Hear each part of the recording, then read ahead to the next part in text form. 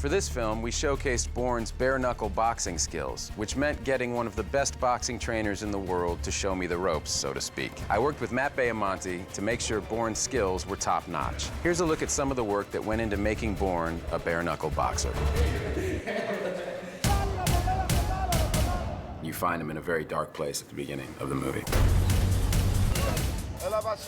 He's growing increasingly unable to live off the grid. And in the end, he's driven to express that torment through underground fighting circuits. You get a sense that he's doing this not out of any kind of healthy desire to, to compete with other athletes or anything like that. He's got all of these demons and he's tortured and he's suffering. So Paul wanted to construct something that was a physical manifestation of that. Talking to Paul and Matt of, okay, what have you been doing for the last 9 years? Why are you in this position and state?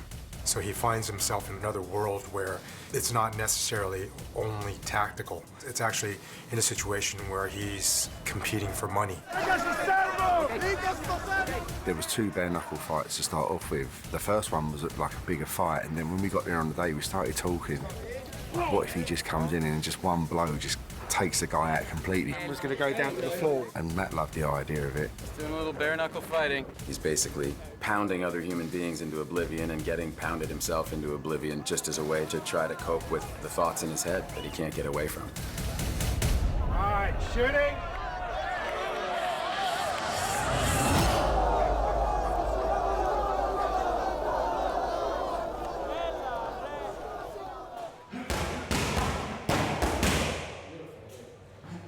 Matt is actually quite proficient already with the boxing. He has his own boxing coach. I started boxing a little over 15 years ago for the first Bourne movie. The director, Doug Liman, said he wanted the character to walk like a boxer. And I was like, I don't even know what that means. And he said, I don't either, but there's something about the way those guys move. They're really economic in their movements. You can just tell that they're ready for anything. So I just started taking boxing lessons, and I loved it, and I felt like it was really helpful. Now it's been something I've been doing for 15 years, and it's just a lot of fun. I first started training in LA with a guy named Terry Claybon, who was incredible, and he was the first person to teach me. He worked with Denzel Washington on The Hurricane. And then when I moved to Miami, I was looking for someone, and what you really want to find is somebody who works with professional boxers, and Matt just works with a ton of fighters. We're just going over some of the fight stuff that Roger came up with, and then some stuff that I kind of added in, just to get them warmed up and loose and ready to go.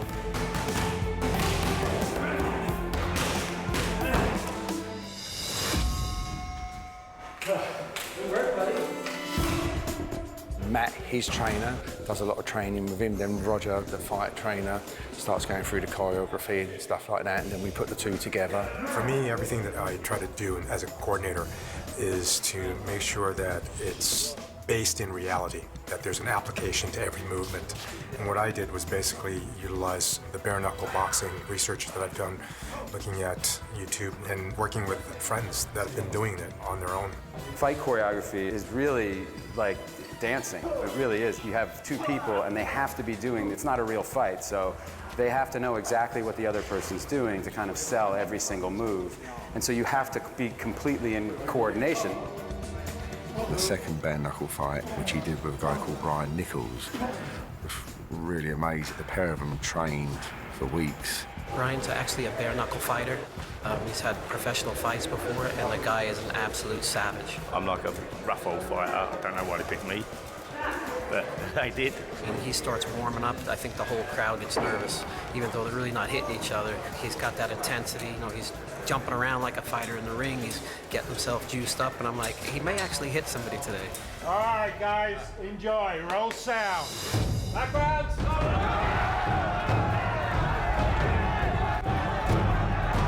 This is a perfect recreation. We have these fights in Miami all the time, which are underground, and you actually feel like you're in a fight. People are yelling, money's getting put up for bets, people are getting bloody, they're getting broken noses, broken jaws, losing teeth. It's perfect. The atmosphere is fantastic. It just gives you a real buzz. It makes you feel like I'm back there. I love it. I love it.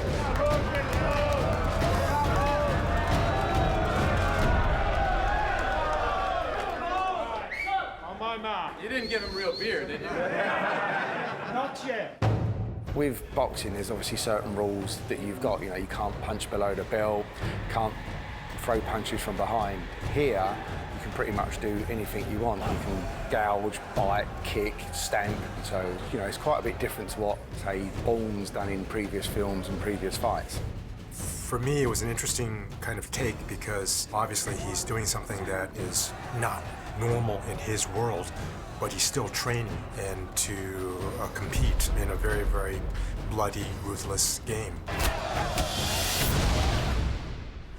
And then he comes and throws those two things and we lock up and he pushes me back in here. And that's the moment when we see each other. I saw it as an opportunity to kind of hone his technique and yet still stay true to Bourne. With the Kali style, the dirty boxing, the Filipino style, the Wing Chun, and the tactical CQC. Matt Damon has been absolutely fantastic, easy to work with and great mover. As you'll see, Matt's in great shape. He's in really good shape, he's fit, and then he can keep going, he just keeps going.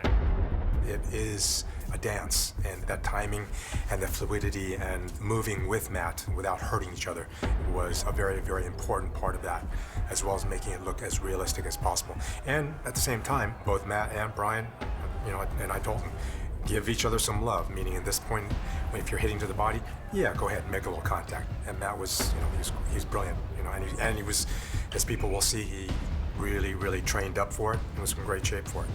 With Brian, like everybody, I always tell them, I'm going to hit you. Like, I'm not purposely, but I know that like, we're going really fast and the choreography is really specific, but, you know, accidents happen. And for these guys, accidents don't happen. I rarely get hit, but I'm always accidentally hitting someone. But my deal with these guys is I always buy them a bottle of champagne for every time I hit them. So Brian, for instance, got a case of champagne at the end of the fight. And for these guys who are pro fighters, like, I'm not hitting them that hard, so they actually like the bargain. It's actually good for them. They've been hit for less in their lives, so they don't mind. Set and background! They put like 200% into it. I mean, they really did look like they was beating the crap out of each other.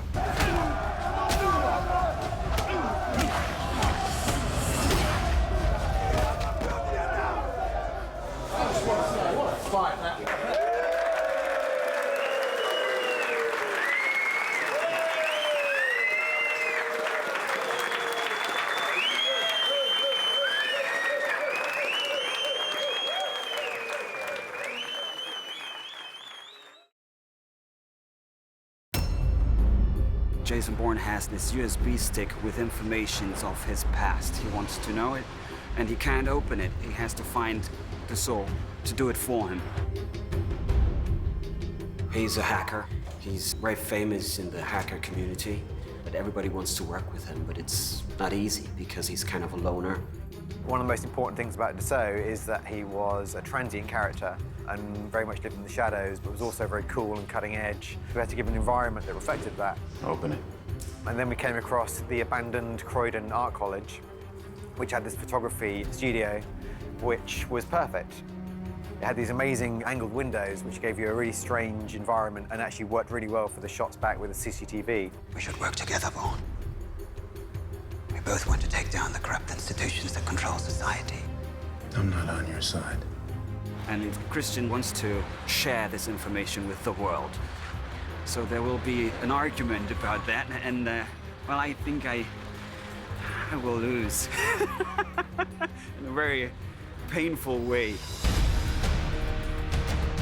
The one fight that we have with Dassault, basically he attacks him with his weights, and Bourne has to fight back after being nailed with dumbbells.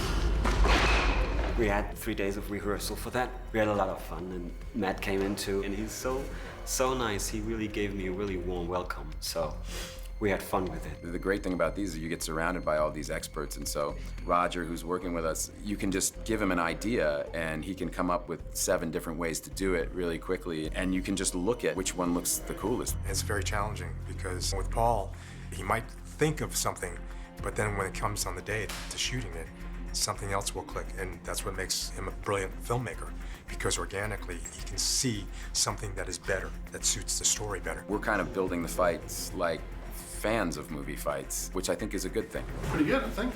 It's a style of fighting where you use your hands and your feet, you use anything. We've got to see him exploiting that. He's always trying to neutralize whatever the other person has, and he'll use kind of found objects, which is something that all Treadstone agents are able to do in this mythology. It's like they can just pick up anything and use it to their advantage. Paul works intensively with stunt coordinators. It becomes a dance that we initially suggest on page, and then the choreography is developed and executed on set. So that breaks off in my hand. In that fight, he actually breaks a chair and uses pieces of the chair legs. There's his baton. That's what he's going to use. He's going to block that bar that's coming at him, counter smash, and then kicks the barbell and knocks it into Dassault's shin. You know, that's Bourne-like, just using the environment. You're attacking me, okay, you just missed, I'm gonna make you pay for that now. Here, eat this. The barbell goes in the shin, and then eat this too, pop, and knocks him out. It was yesterday, because today I can feel it. The hitting by mistakes happens during that scene, sometimes. Of course, there's no real danger in hurting each other, because the stuff we are smashing and hitting us with, it's all soft, you know. But sometimes we get each other, and it's fun, because then it's real. Then you know you had the contact, and then you can react perfectly to it. 3, 2, 1, action!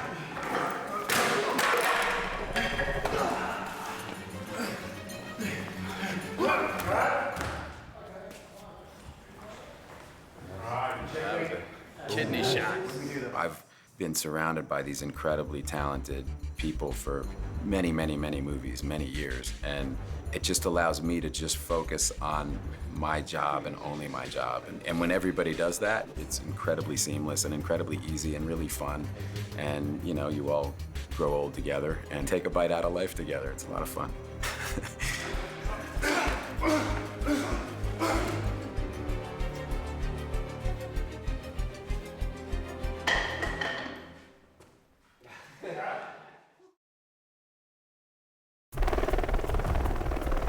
Armed suspect heading into storm drain south of the Riviera.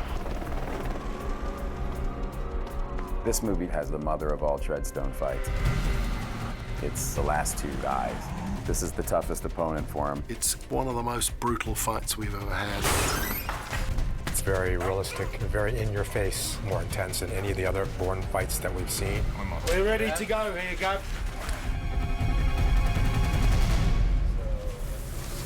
We needed an opponent for Bourne, but we wanted to deepen the personal connection. So this is a character who's got a personal grudge against Bourne. You're a traitor. Always been a traitor. And I've always loved Vincent, and he had great sense of humor. He'd come in the morning and say, okay, who am I going to kill today? Because I'm the bad guy. We're very lucky to have Vincent because he actually practices capoeira like he's a proper martial artist. We trained separately. You have to learn the choreography and make it efficient. Given the arcs of those two characters and where we wanted to drive them both, we left the fight to the end of the film because we had to increase the stakes and increase the intensity. It's supposed to take place in a storm drain, so there's all this detritus that we're going to try and use. So we sort of come down here, and all the assets sort of making his way through, Bourne's making his way through, Bourne intercepts him. Both men are already injured. They're very highly trained, but at the same time, they're both desperate. And 3, 2, 1, go.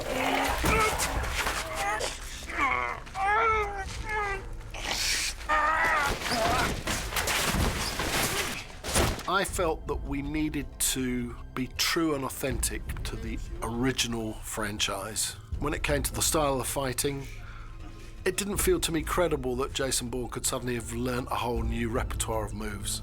And it felt to me like Vincent would have the same moves, so that made for a really exciting fight.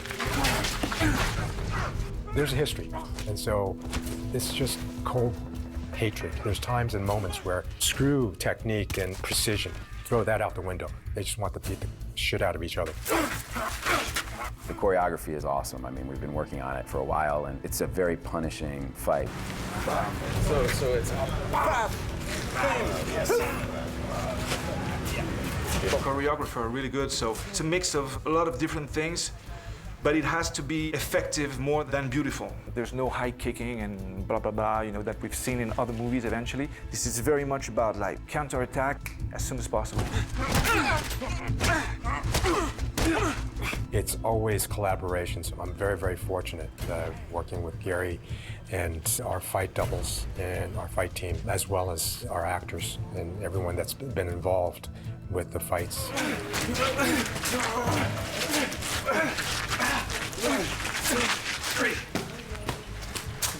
We do it in a way that's like a dance, because we as human beings, we remember. It's like why we remember phone numbers. We can't remember 7 digits, but we can remember 3 and then 4. You build one on top of the other. But if you do it in a way that's rhythm of 4, rhythm of 3, they learn it fast and the audience can see it in the actual performance of the fight. B camera mark. And 3, 2, 1, go. There's some really great technical stuff in it, and you can only do with 2 characters or kind of this incredibly high level. Go.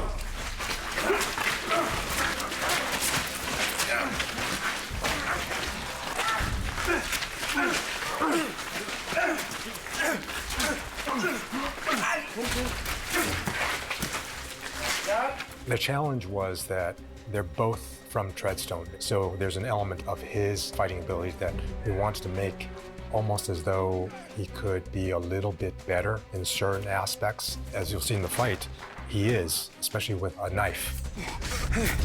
See, with the knife, you know, we've got a real one, but we don't use that in the actual fight for obvious reasons. You know, it's sharp, it's pointed. So we do have softer rubber ones, which are fine for certain things, but obviously as soon as they make contact, they bend, which they're supposed to do. So then we have ones that are cut down, so if we're going for a stab or a slice, visual effects can add the blade onto it, and then we can obviously get a lot closer. 1, go.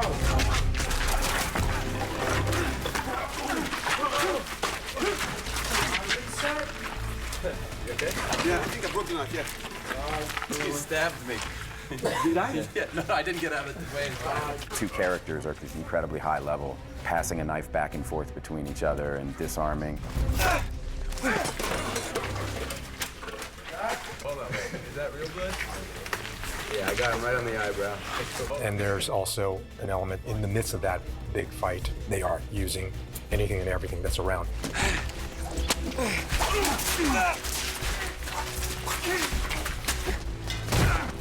And then I wanted to bring it back to what Bourne films were as well, and that is ended with brutal technical efficiency, where Bourne kind of takes out the asset with what he does best.